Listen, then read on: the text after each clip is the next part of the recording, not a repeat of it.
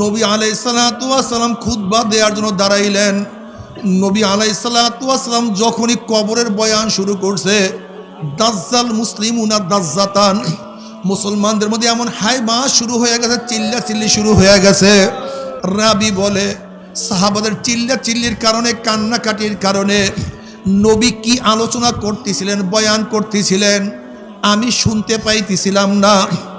আমি কাছের একজনকে প্রশ্ন করলাম, নবী এমন কি বয়ান করছে যে বয়ান করার কারণে সাহাবাদের মধ্যে এরকম অবস্থা, এরকম হাইবা শুরু হয়ে গেছে। তখন ওই রাবি বলতে আছে, নবী বয়ান করছে অচিরি কবরের মধ্যে দাজ্জালের ফিতনার মতো ফিতনার সম্মুখীন হইতে হবে। শুধু এই বয়ানটুকু করার সাথে সাথে সাহাবাদের মধ্যে কান্নাকাটি, রোনাজারি, চিল্লা চিল্লি। আজকে এত কবরের বয়ান তুমি আমি শুনি, চোখে পানি নাই, কবরের কোনো টেনশন নাই, কোনো চিন্তা নাই রে বাবা।